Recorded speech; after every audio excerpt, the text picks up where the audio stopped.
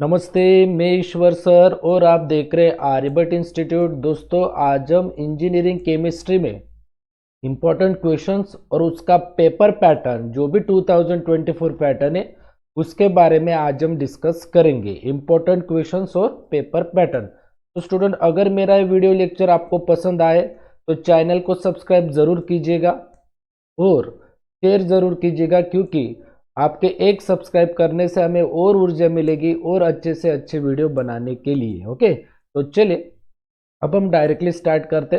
तो lecture start करने से पहले आपको एक इम्पोर्टेंट जानकारी देते। आर्यभट्ट इंस्टीट्यूट का लर्निंग ऐप है, ये प्ले स्टोर पे अवेलेबल है। आर्यभट्ट इंस्टीट्यूट करके आपने प्ले स्टोर पे ये भी नाम डाला तो आपको ऐप डाउनलोड कर सकते हो। इस ऐप में आपको M1, M2, BEE, mechanics, right, and BXC इसके, राइट ना, इसके आपको लेक्चर्स मिलेंगे, कोर्स मिलेगा आपको स्टूडेंट। इन सब्जेक्ट्स के बहुत अच्छे तरीके से पढ़ाया, बहुत इजी ट्रिक्स दिए, कैल्सी की ट्रिक्स दिए, राइट ना, प्रॉब्लम्स की ट्रिक्स दिए। तो ये सब सारी ट्रिक्स हमने दिए इन कोर्स इस ऐप में। तो आपको ये कोर्सेस मिलेंगे। अगर आपको ये कोर्सेस चाहिए तो आप डायरेक्टली प्ले स्टोर पे जाकर आर्यभट्ट इंस्टीट्यूट ऐप डाउनलोड कर सकते हो, या फिर डिस्क्रिप्शन में आर्यभट्ट इंस्टीट्यूट ऐप का लिंक भी दिया हुआ है। अगर आपको डेमो लेक्चर चाहिए कि सर ने कैसे पढ़ाया है ये सब्जेक्ट, तो आपको डेमो लेक्चर का लिंक भी डिस्क्रिप्शन में मिल जाएगा, राइट। तो अब हम डायरेक्टली अपने मेन पॉइंट पे आते। तो सबसे पहले हम पेपर पैटर्न डिस्कस करते हैं। पेपर पैटर्न क्या होता है? तो क्वेश्चन नंबर 1 में आपको 10 MCQ आएंगे, 10 MCQs, और एक मार्क के लिए 1 मार्क ईच। तो 1 मार्क के लिए आपको 1 MCQ आएगा। ऐसे 10 मार्क्स के लिए आपका पहला क्वेश्चन होगा। ऐसे 10 MCQ हो गए, ऐसे 10 MCQ हो गए। डियर स्टूडेंट, देखिए क्वेश्चन नंबर 1 में ऐसे 10 MCQ हो गए। हर एक MCQ आपका 1 मार्क का होगा। तो 10 MCQ हो गए क्वेश्चन नंबर 1 में। 1 मार्क के लिए 1 MCQ, तो क्वेश्चन नंबर हो जाता है टोटल 10 मार्क्स का। क्वेश्चन नंबर 2 और क्वेश्चन नंबर 3 दोनों में से आप कौन सा भी एक क्वेश्चन सॉल्व कर सकते हो। एक तो क्वेश्चन नंबर 2 सॉल्व कर सकते हो, या फिर क्वेश्चन नंबर 3। ये आता है आपको 12 मार्क्स के लिए। 12 मार्क्स के लिए ये क्वेश्चन आते हैं आपको। एक तो क्वेश्चन नंबर 2 सॉल्व करें, एक तो क्वेश्चन नंबर 3, और ये पूछा जाता है आपको यूनिट नंबर 1 पे। यूनिट नंबर 1 पे आपको क्वेश्चंस पूछे जाएंगे। और ये जो क्वेश्चन नंबर 1 है, इसमें आपको जो 5 यूनिट है, 5 यूनिट है, हर एक यूनिट में आपको एक यूनिट के आपको 2 MCQ पूछे जाएंगे। 2 MCQ आपको पूछे जाएंगे क्वेश्चन नंबर 1 में। 5 यूनिट है टोटल, हर एक यूनिट के आपको 2 MCQ पूछे जाएंगे, याद रखें। और क्वेश्चन नंबर 2 और क्वेश्चन नंबर 3 होगा आपका 12 मार्क्स का। दोनों में से एक क्वेश्चन सॉल्व करिए, और इसमें जो क्वेश्चन आएंगे वो आएंगे यूनिट नंबर 1 के। ऐसे 3 क्वेश्चन आएंगे आपको। पहला 6 मार्क्स के लिए, दूसरा 3 मार्क्स के लिए, और तीसरा भी 3 मार्क्स के लिए। सेम क्वेश्चन नंबर 4 या फिर आप क्वेश्चन नंबर 5 सॉल्व कर सकते हो। ये भी आपको 12 मार्क्स के लिए आएगा। इसमें आपको यूनिट नंबर 2 के ऊपर क्वेश्चंस पूछे जाएंगे। दोनों में से आपको जो क्वेश्चन बढ़िया लगेगा वो क्वेश्चन आप सॉल्व करें। इसमें भी आपको 3 क्वेश्चंस पूछे जाएंगे। ABC पहला क्वेश्चन होगा 6 मार्क्स का, दूसरा 3 और तीसरा 3। क्वेश्चन नंबर 6 और क्वेश्चन नंबर 7 में से आपको दोनों में से एक क्वेश्चन, कौन सा भी एक क्वेश्चन सॉल्व करे और होते, ये तो क्वेश्चन नंबर 6 या फिर क्वेश्चन नंबर 7। ये भी आपको 12 मार्क्स का होगा। ये आपके क्वेश्चंस पूछे जाते हैं यूनिट नंबर 3 के ऊपर। क्वेश्चंस पूछे जाते हैं क्वेश्चन नंबर 6 या फिर क्वेश्चन नंबर 7 में। देन आपको क्वेश्चन नंबर 8 या फिर क्वेश्चन नंबर 9, दोनों में से कौन सा भी एक क्वेश्चन सॉल्व कर सकते हो। ये भी आपका 12 मार्क्स के लिए क्वेश्चन आएगा। इसमें आपको यूनिट नंबर 4 के ऊपर क्वेश्चंस पूछे जाते हैं। अब पहला क्वेश्चन, दूसरा और तीसरा ये भी same. And last question number 10 या फिर क्वेश्चन नंबर 11, दोनों में से कौन सा भी एक क्वेश्चन आप अटेम्प्ट कर सकते हो। ये भी आपके लिए आता है 12 मार्क्स के लिए। और इसमें जो क्वेश्चंस पूछे जाते हैं वो पूछे जाते हैं यूनिट नंबर 5 के ऊपर। तो ये तो था आपका my dear students paper pattern. Paper pattern था आपका 70 मार्क्स का। 70 मार्क्स का इंजीनियरिंग केमिस्ट्री का 70 मार्क्स का पेपर पैटर्न। अब हम इंपॉर्टेंट क्वेश्चंस डिस्कस करेंगे यूनिट नंबर 1 के। तो पहला क्वेश्चन अब ध्यान से सुने, मेरा पूरा लेक्चर ध्यान से सुने। क्वेश्चंस कैसे पूछे जाएंगे उसके मैं आपको उसके मैं आपको आइडिया देने वाला हूँ। डायरेक्टली ऐसे क्वेश्चंस आएंगे बट इसमें थोड़ा सा चेंज भी हो सकता है, राइट। तो पूरा वीडियो ध्यान से देखिए, पूरा लेक्चर अच्छे से सुने। जो जो मैं आपको आइडिया दे रहा हूँ वो आइडिया आप अच्छे से सुने, राइट। तो देखिए यूनिट नंबर 1 में पहला question, what are the different types of impurities in water. तो इम्प्यूरिटीज इन वाटर की तरफ ध्यान देखिए, ओके। इसके ऊपर पढ़ाई करिए, इम्प्यूरिटीज इन वाटर, और explain any two in details. तो इम्प्यूरिटीज इन वाटर की तरफ इसके ऊपर अच्छे से पढ़ाई करें। Second, what is the hardness of water. तो हार्डनेस ऑफ वाटर की तरफ अच्छे से ध्यान दीजिए, इसके ऊपर पढ़ाई करिए। और define temporary and permanent hardness. तो डिफाइन आपको करना पड़ेगा टेम्पररी हार्डनेस और परमानेंट हार्डनेस। इसके आपको यूनिट्स, फॉर्मूले, क्योंकि इसके ऊपर आपको प्रॉब्लम्स पूछे जाते, तो याद रखें। थर्ड है व्हाट इज ईडीटीए। तो गिव इट स्ट्रक्चर। एक तो आपको ये क्वेश्चन पूछा जाएगा या फिर ये क्वेश्चन, या फिर आपको explain the process of water hardness determining using EDTA with reaction. तो एक तो आपको ये क्वेश्चंस पूछा जाएगा, मतलब पूरा का पूरा नहीं, इसमें आपको एक तो what is EDTA, give it structure, ये अलग से आएगा, या फिर आपको अलग से ऐसे आएगा explain the process for water hardness determination using with reaction. Fourth है define hardness, give the structure of any EDTA. तो एक तो आपको ये क्वेश्चन पूछा जाएगा डिफाइन हार्डनेस या फिर give the structure of any EDTA, या फिर अलग से ऐसा क्वेश्चन आएगा explain the EDTA method for determination of total hardness of water with reaction and formula. तो वीडियो मेरा ध्यान से सुनिए, सिर्फ आगे आगे मत करें कि यूनिट नंबर 1 के इतने क्वेश्चन है, बाद में बोलोगे कि सर आपने जो क्वेश्चंस बोले थे वो नहीं आए थे। मैं आपको वही बोल रहा हूँ कि ध्यान से सुने कैसे क्वेश्चंस आएंगे और कैसे आपको लर्न करना है। एक तो आपको डिफाइन हार्डनेस वाला आ सकता है, या फिर गिव द स्ट्रक्चर वाला, या फिर आपको एक्सप्लेन वाला एक क्वेश्चन आ सकता है। Fifth, define temporary hardness, permanent hardness, प्रीमिंग and foaming and scale and sketch sludge, right. तो इसको ये तो आपको डिफाइन तो करनी ही है, मगर इसमें आपको क्या करना है, कॉजेस, एडवांटेजेस, डिसएडवांटेजेस और प्रिवेंशन। मतलब ज्यादातर प्रीमिंग एंड फोमिंग के आपको ये करना पड़ेगा, प्रीमिंग एंड फोमिंग के। बाकी आप टेम्पररी हार्डनेस का कुछ तो 5-6 पॉइंट लर्न कर लीजिए, परमानेंट हार्डनेस का भी, देन प्रीमिंग एंड फोमिंग का आपको कॉजेस, एडवांटेजेस, डिसएडवांटेजेस और प्रिवेंशन करके रखे। देन स्केल के ऊपर भी आपको अच्छे से पढ़ाई करनी और स्लज के ऊपर भी।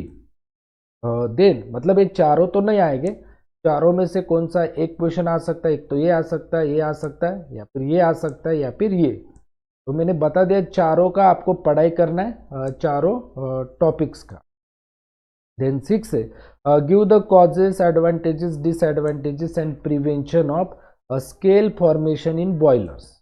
देन नेक्स्ट है explain zeolite process of softening of water with figure, process and reaction. तो इसमें आपको बॉयलर्स के ऊपर ध्यान देना है, इसमें आपको zeolite process of softening of water इसके ऊपर ध्यान देना है।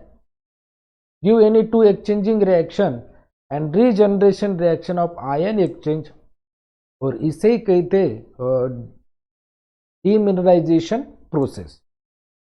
देन नेक्स्ट है डिफाइन और व्हाट। डिफाइन और व्हाट का एक ही मीनिंग है, एक तो आपको डिफाइन करके पूछा जाएगा, या फिर what is, right. What is desalination of water, और एक्सप्लेन आपको पूछा जाएगा रिवर्स ऑस्मोसिस प्रोसेस, या फिर आपको ये पूछा जाएगा, या फिर आपको and electrodialysis for desalination of water with neat label diagram and regeneration reaction. तो एक तो आपको व्हाट इज करके एक क्वेश्चन आ सकता है, या फिर आपको एक्सप्लेन वाला क्वेश्चन आ सकता है, राइट। तो दोनों में से कौन सा भी एक क्वेश्चन आपको आ सकता है। 10 है explain modern techniques of atmospheric water generation. तो इतने सारे क्वेश्चंस आपको करने होंगे यूनिट नंबर 1 में। तो नेक्स्ट है यूनिट नंबर 2। यूनिट नंबर 2 में पहला क्वेश्चन है गिव डायग्राम। डायग्राम को ही कहते हैं construction, working, merits, demerits, application and representation of, ध्यान से सुनिए, रेफरेंस इलेक्ट्रोड का। रेफरेंस इलेक्ट्रोड को ही कहते हैं कैलोमेल इलेक्ट्रोड। इंडिकेटर इलेक्ट्रोड का, इंडिकेटर इलेक्ट्रोड को ही कहते हैं glass electrode. And ion selective electrode इसे कहते हैं सॉलिड मेम्ब्रेन्स इलेक्ट्रोड। तो आपको रेफरेंस इलेक्ट्रोड का, इंडिकेटर इलेक्ट्रोड का और आयन सिलेक्टिव इलेक्ट्रोड का आपको डायग्राम करके रखना है। Working, merits, demerits. मेरिट्स का मतलब है एडवांटेजेस, डीमेरिट्स का मतलब है डिसएडवांटेजेस, एप्लीकेशन और रिप्रेजेंटेशन करके रखना है।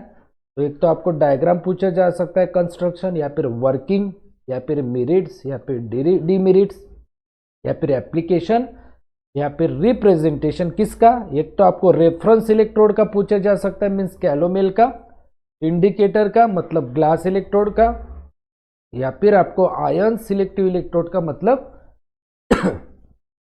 सॉलिड मेम्ब्रेन्स इलेक्ट्रोड का। नेक्स्ट क्वेश्चन है, give the composition of the membranes of the ion selective electrode used for the determination of H plus, F plus और Cl minus। इसका आपको क्या करना है? composition of the membranes of the ion selective electrodes used for the, इसके composition आपको लिखने होंगे। then next है, give advantages of instrumental method of analysis. Advantages आपको लिखने किसके? इंस्ट्रूमेंटल मेथड ऑफ एनालिसिस के। और give stepwise process for calibration of pH meter. Next what is conductometry. Then एक तो ये क्वेश्चन, या फिर explain the conductometry titration with reaction and titration curve before and after equivalent point of strong acid versus strong base and give the application of conductometry. एक तो आपको what is करके question पूछा जाएगा, या फिर आपको एप्लीकेशंस पूछे जाएंगे, या फिर आपको एक्सप्लेन करने के लिए पूछा जाएगा कंडक्टोमेट्री टाइट्रेशन विथ रिएक्शन, या फिर टाइट्रेशन कर आपको पूछा जाएगा before and after equivalence point of strong acid, right. तो क्वेश्चन नंबर 5, एक तो आपको कंस्ट्रक्शन, वर्किंग पूछा जाएगा कंडक्टिविटी सेल का। एक तो आपको कंस्ट्रक्शन या फिर वर्किंग पूछा जाएगा कंडक्टिविटी सेल का, right, used in the conductometry titration with suitable diagram and explain 3 factors affecting the conductivity। तो आपको कंस्ट्रक्शन या फिर वर्किंग पूछा जा सकता है कंडक्टिविटी सेल का, पढ़ाई करके रखे। और आपको सुटेबल डायग्राम भी ड्रॉ करनी होगी, और आपको 3 फैक्टर्स अफेक्टिंग द कंडक्टिविटी वो भी आपको लर्न करिए। तो आपको ये क्वेश्चंस पूछे जा सकते हैं, या फिर एक्सप्लेन करके 3 factors। then next explain the conductometric titration, conductometry titration of weak acid versus weak base with a 2-stage and titration curve। तो ये भी क्वेश्चंस करके रखे।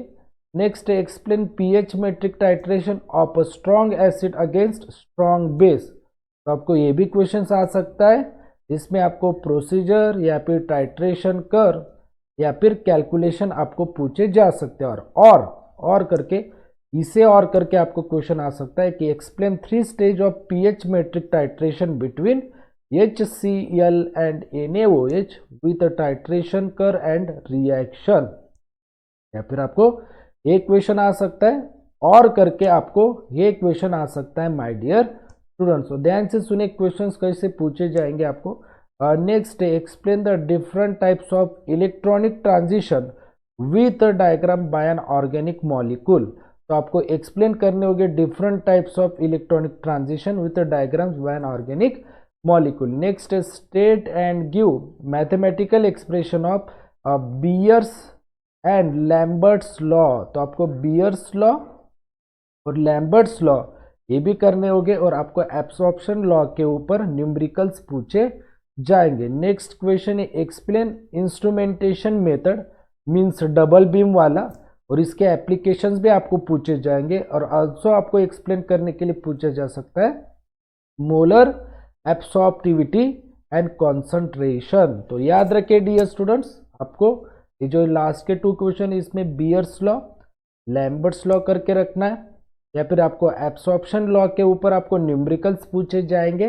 लास्ट क्वेश्चन में आपको इंस्ट्रूमेंटेशन मेथड एक्सप्लेन करने के लिए पूछा जाएगा डबल बीम वाला, और इसमें आपको एप्लीकेशंस भी पूछे जा सकते हैं और आपको एक्सप्लेन करने के लिए पूछा जा सकता है मोलर एब्सॉर्प्टिविटी, ये अलग से क्वेश्चन आ सकता है, एंड कॉन्सेंट्रेशन। तो देखिए नेक्स्ट यूनिट, तो यूनिट नंबर 3 में आपको पहला क्वेश्चन है डिफाइंड पॉलीमर करके पूछा जा सकता है और इसका क्लासिफिकेशन आपको पूछा जाएगा पॉलीमर का।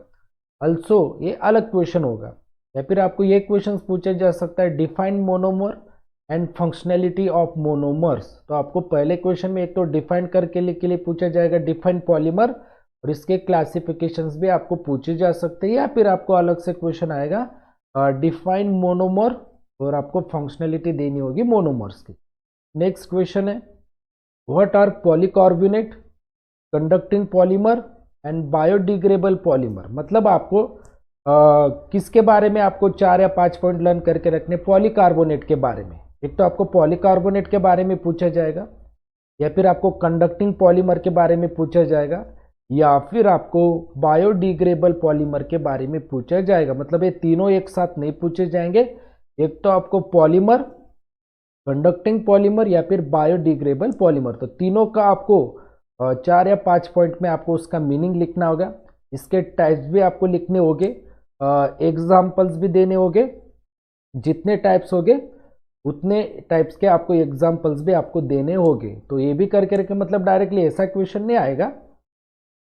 अगर आपको डायरेक्टली मतलब इसमें आपको पॉलीकार्बोनेट, कंडक्टिंग पॉलीमर और बायोडिग्रेडेबल में से कौन से भी एक के ऊपर आपको क्वेश्चन आ सकता है, इसके टाइप्स भी करके रखे और हर एक टाइप का एग्जाम्पल। देन नेक्स्ट आपको स्ट्रक्चर, प्रॉपर्टीज, एप्लीकेशन किस किस के, पॉलीकार्बोनेट के, देन कंडक्टिंग पॉलीमर के। कंडक्टिंग पॉलीमर में पॉली कैटिलिन नाम का एक आपका टाइप होता है, और आपको बायोडिग्रेडेबल पॉलीमर में हाइड्रोक्सी ब्यूट्रेट एंड हाइड्रोक्सी वैलिरेट, तो ये भी आपके टाइप्स होते हैं बायोडिग्रेडेबल पॉलीमर के, ये भी आपको लर्न करके रखने। तो आपको किस किस के स्ट्रक्चर करके रखने, मतलब ऐसा क्वेश्चन नहीं आएगा डायरेक्टली, बट आपको स्ट्रक्चर, प्रॉपर्टीज, एप्लीकेशन पूछे जाएंगे। स्ट्रक्चर, प्रॉपर्टीज, एप्लीकेशन किस किस के, पॉलीकार्बोनेट के करके रखे, कंडक्टिंग पॉलीमर के करके रखे, कंडक्टिंग पॉलीमर में पॉलीकैटिलिन ये होता है,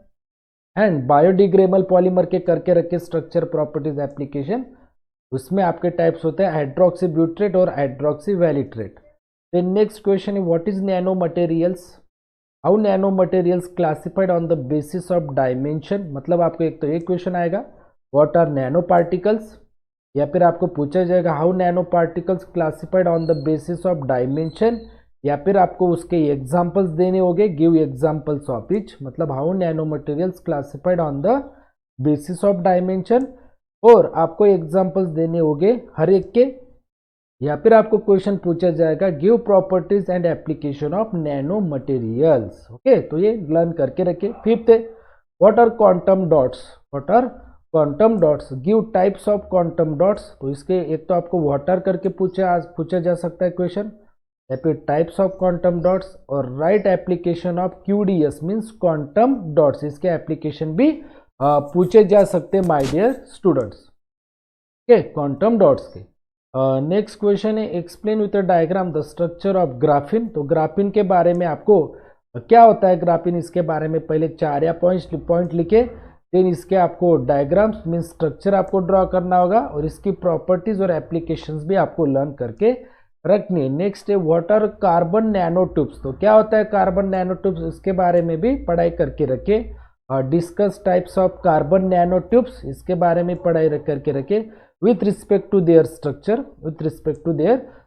और गिव प्रॉपर्टीज एंड एप्लीकेशन। तो इसके आपको प्रॉपर्टीज भी पूछी जा सकते हैं, या फिर एप्लीकेशन भी, या फिर different types of carbon nano tubes with respect to their structure. मतलब क्या होता है कार्बन नैनो ट्यूब्स, एक तो ये क्वेश्चन पूछा जाएगा, या फिर आपको discuss types of nano tubes types और उसके स्ट्रक्चर आपको ड्रॉ करने होंगे, या फिर आपको प्रॉपर्टीज और एप्लीकेशन पूछे जाएंगे। नेक्स्ट है यूनिट नंबर 4 में आपको डिफाइन फ्यूल करके पूछा जाएगा, और give classification of fuel based on chemical reaction. तो आपको एक तो ये क्वेश्चन पूछा जाएगा give classification of fuel based on chemical reaction, या फिर आपको कैरेक्टरिस्टिक्स पूछा जाएगा आइडियल फ्यूल का। नेक्स्ट क्वेश्चन है आपको डिफाइन करके पूछा जाएगा कैलोरीफिक वैल्यू मीन CV, या फिर हायर कैलोरीफिक वैल्यू HCV, या फिर lower calorific value LCV।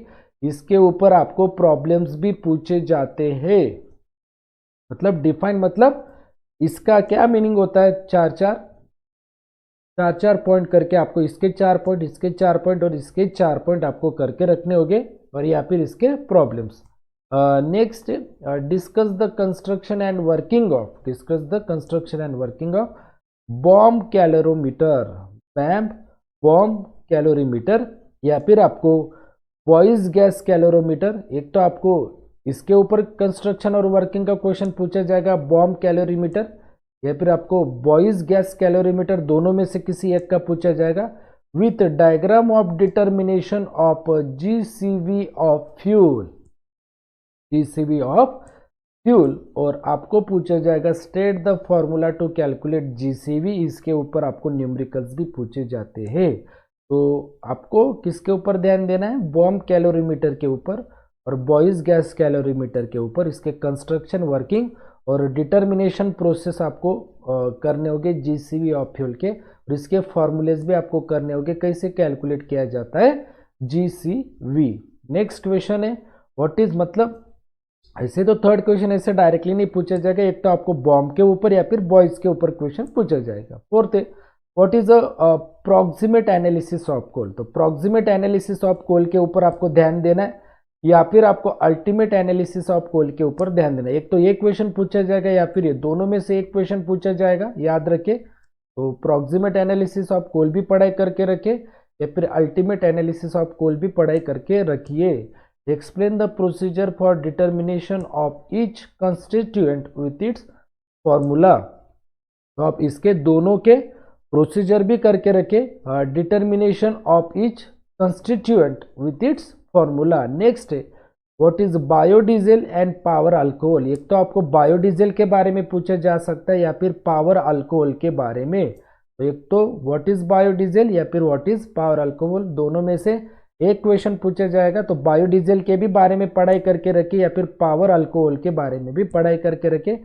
Give a preparation reaction of biodiesel and power alcohol. तो आपको प्रिपरेशन रिएक्शन करके रखने किस किस के, बायोडीजल के या फिर पावर अल्कोहल के, दोनों में से किसी एक का आपको पूछा जा सकता है। और आपको advantages means merits, merits means advantages होता है, डिसएडवांटेजेस मीन्स डीमेरिट्स, राइट। तो आपको बायोडीजल के और पावर अल्कोहल के एडवांटेजेस भी करके रखने और डिसएडवांटेजेस मीन्स मेरिट्स भी करके रखने और डीमेरिट्स भी। Next explain production of hydrogen bye steam reforming of methane and Coke with reaction condition, and explain करना होगा प्रोसेस ऑफ CO2 रिमूवल। तो आपको हाइड्रोजन गैस के बारे में, हाइड्रोजन गैस के बारे में कैसे प्रोडक्शन होता है आपका मीथेन के लिए और कोक के लिए, वो आपको कंडीशंस, रिएक्शन कंडीशंस लिखनी होगी, और आपको प्रोसेस लिखना होगा कि कैसे CO2 रिमूवल होता है। नेक्स्ट है आपको एक्सप्लेन करना होगा construction, working, advantages and application of lithium ion battery. तो लिथियम आयन बैटरी का आपको डायग्राम, कंस्ट्रक्शन का मीनिंग है डायग्राम, उसके ऊपर 5-6 पॉइंट वर्किंग के, एडवांटेजेस मीन्स मेरिट्स, और एप्लीकेशन आपको करके रखने लिथियम आयन बैटरी के। और नेक्स्ट और लास्ट यूनिट है आपका unit number 5, define wet corrosion, explain hydrogen evolution and oxygen absorption mechanism of wet corrosion with diagram and reaction. इसका मतलब है रिएक्शन। तो आपको वेट कोरोजन के बारे में पढ़ाई करके रखनी, देन आपको हाइड्रोजन इवोल्यूशन क्या होता है, ऑक्सीजन एब्सॉर्प्शन मैकेनिज्म क्या होता है वेट कोरोजन का, उसके बारे में डायग्राम्स और रिएक्शन करके रखिए। व्हाट इज इलेक्ट्रोप्लेटिंग, क्या होता है electroplating, explain the process with diagram and reaction, और आपको एप्लीकेशन करके रखनी इलेक्ट्रोप्लेटिंग के। What are anodic and cathodic coating, क्या होता है आपका एनोडिक कोटिंग, क्या होता है कैथोडिक कोटिंग, वो करके रखे। और विच इज मोर प्रोटेक्टिव, कौन सा दोनों में से बेटर है, प्रोटेक्टिव है, और क्यों, ऐसा आपको क्वेश्चंस पूछा जा सकता है। डिस्टिंग्विश का मतलब होता है डिफरेंस। तो डिस्टिंग्विश और डिफरेंस बिटवीन एनोडिक कोटिंग और कैथोडिक कोटिंग, तो इसके डिफरेंस भी करके रखे 5 या 6 पॉइंट या फिर 4 पॉइंट भी किए तो भी चलेगा। देन नेक्स्ट है माय डियर स्टूडेंट्स, आपको पूछा जा सकता है स्टेट पिलिंग बेडवर्थ रेशियो, तो पिलिंग बेडवर्थ रेशियो भी करके रखे और इसका सिग्निफिकेंस भी करके रखिए, इंपॉर्टेंट क्वेश्चन है। नेक्स्ट है explain factors affecting the rate of corrosion.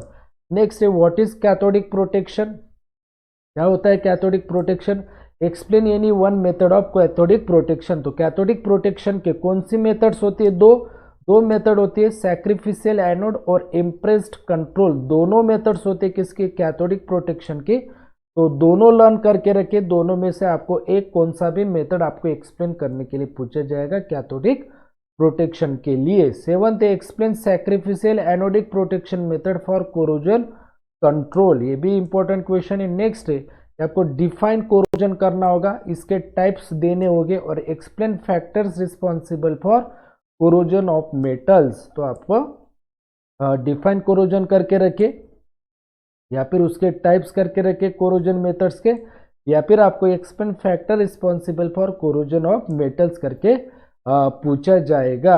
और नेक्स्ट है आपका 8 नंबर का एक्सप्लेन कोरोजन रेजिस्टेंस या फिर एंटी कोरोजिव पेंट्स, तो आपको इसके बारे में भी लर्न करके रखे कि क्या होता है कोरोजन रेजिस्टेंट, जहाँ पे भी कोरोजन रेजिस्टेंस दिखाई दे जो आपने पढ़ाई करके रखी है वो लिख दीजिए, या फिर आपको एंटी कोरोजिव पेंट्स, इसके ऊपर भी आपको क्वेश्चंस पूछा जा सकता है। नेक्स्ट है what is dry corrosion, dry corrosion क्या होता है, और आपको मैकेनिज्म देना होगा ऑक्सीडेशन कोरोजन विद डायग्राम, मतलब इसमें आपको ड्राई कोरोजन में मैकेनिज्म पूछा जाता है आपको ऑक्सीडेशन कोरोजन का विथ डायग्राम, राइट। तो और या फिर और एक आपको metallurgy coating, then metallurgy coating के बारे में भी आप थोड़ा पढ़ाई करके रखे और उसके टाइप्स कौन कौन से होते वो भी आप थोड़ा सा करके लेके लास्ट क्वेश्चन में मेटलर्जी कोटिंग और टाइप्स। तो स्टूडेंट ये था मेरा पेपर पैटर्न और इम्पोर्टेंट क्वेश्चंस इंजीनियरिंग केमिस्ट्री के बारे में। अगर आपको मेरा ये वीडियो अच्छा लगा होगा तो प्लीज़ सब्सक्राइब ज़रूर कीजिएगा, लाइक और शेयर करना ना भूलें। शुक्रिया।